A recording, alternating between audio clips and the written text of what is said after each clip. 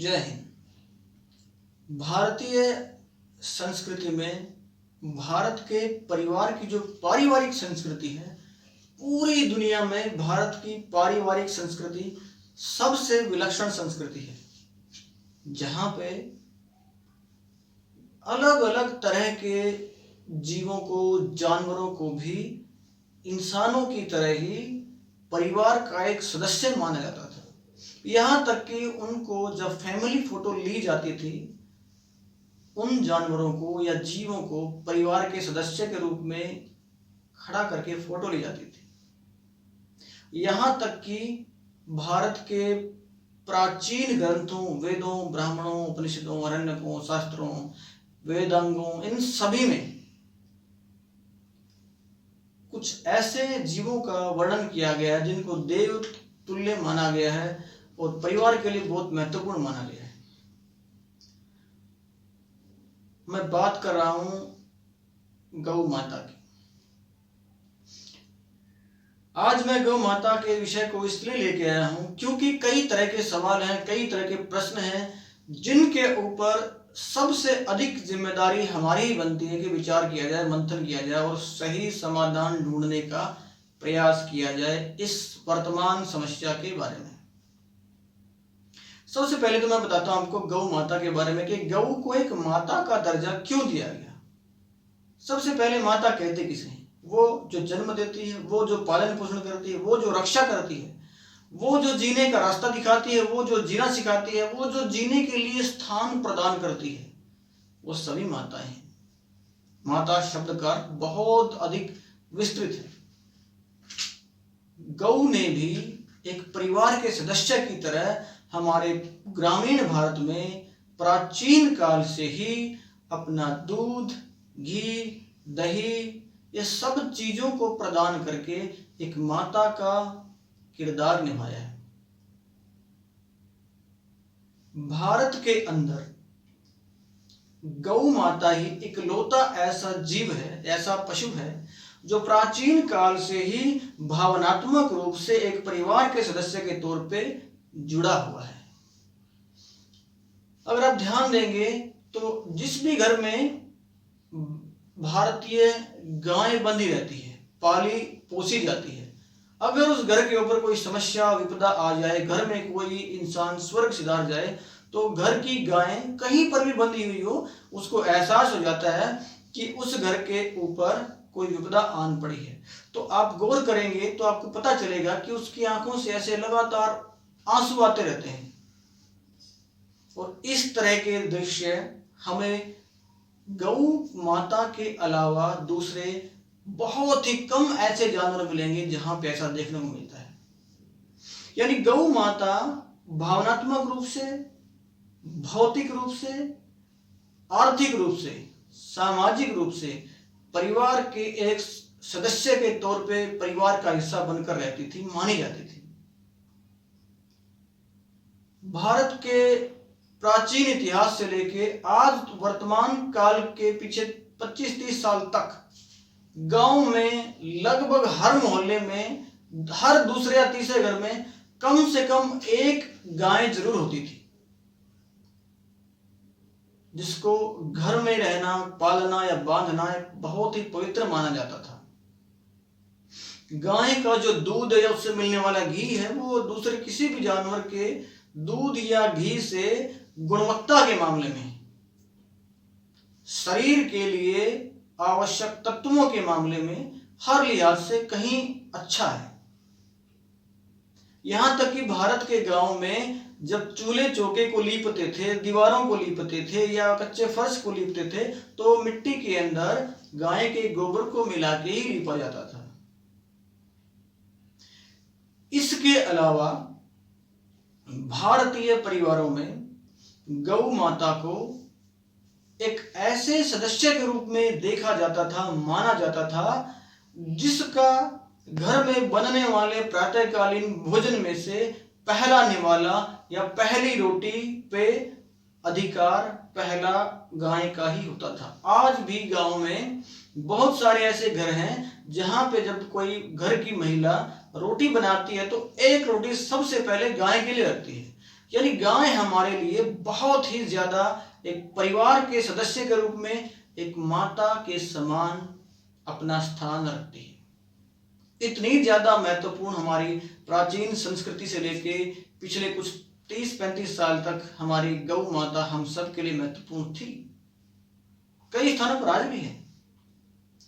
लेकिन समय के पहिए ने करवट बदली। जब समय का पहिया करवट बदलता है तो कई तरह के सकारात्मक नकारात्मक परिणामों को सामने लेके आता है, जिससे मानवीय संवेदनाओं का, भावनाओं का विनाश हो जाता है। आज के समय ने व्यापार का रूप ले लिया है।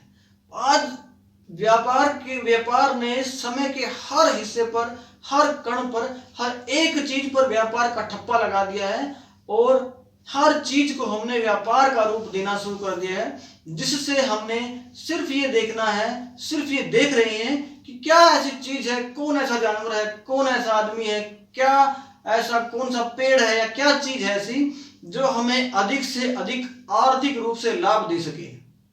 उसके लिए उसके आर्थिक लाभ के अलावा उसके पारिवारिक, सामाजिक, आर्थिक या फिर वातावरण के तौर पे कुछ भी परिणाम, दुष्परिणाम, सदपरिणाम कुछ भी हो, उसके ऊपर ज्यादा विचार नहीं है। लेकिन व्यापारिक रूप से हमें आर्थिक लाभ होना बड़ा जरूरी है। आज भैंसों को बहुत ज्यादा महत्व दिया जा रहा है। एक एक भैंस लाख, 1.5 लाख, 2-2 लाख रुपए की है, कोई प्रॉब्लम नहीं है। क्यों? क्योंकि भाई भैंस ज्यादा दूध देती है, उससे मिलने वाला घी की कीमत ज्यादा होती है, कोई प्रॉब्लम नहीं है, सब ठीक है।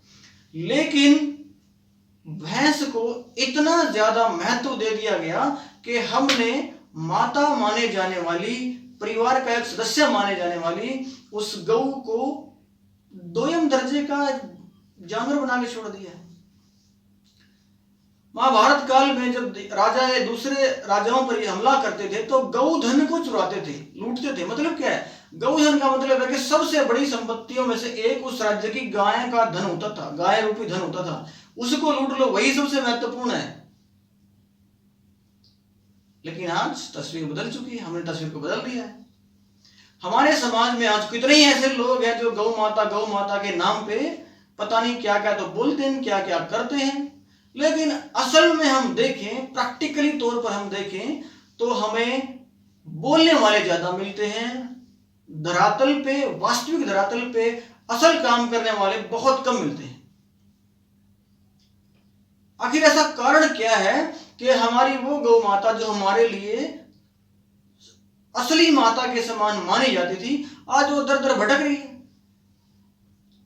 कहीं वो कचरे में से कुछ खा रही है, कहीं वो इधर उधर नाले में भटक रही है, गली मोहल्लों में घूम रही है, कहीं कोई कुत्ते पीछे पड़े हुए हैं, कहीं कोई किसी को, कोई गाय को पीट रहा है, कोई कहता नहीं चलो गौशाला में छोड़ के आओ।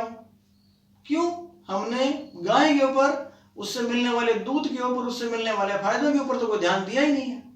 हमने तो बस व्यापार का ऐसा ठप्पा लगा दिया है, जहां से हमें ज्यादा पैसा मिलेगा उसी की तरफ हमने भागना है। हमारी संस्कृति जाए, हमारी भावनाएं जाए तेल लेने, कुछ भी हो जाए, छोड़ो उसको।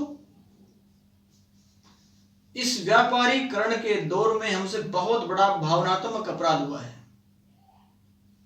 हमारी सांस्कृतिक रूप से परिवार के एक बहुत ही महत्वपूर्ण सदस्य को हमने इतना ज्यादा भुला दिया है कि आज वो दर दर की ठोकरें खाने पर मजबूर है।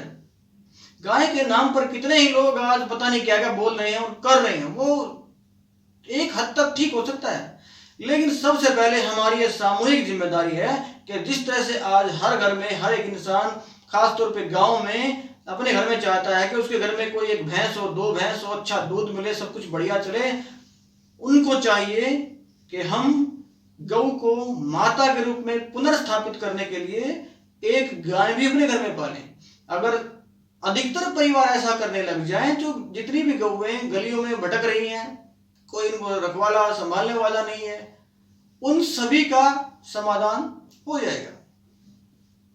शुद्ध उत्तम क्वालिटी का दूध भी मिलेगा और जिसको हमने सांस्कृतिक रूप से एक माता का दर्जा दिया था, वो दर्जा भी बना रहेगा।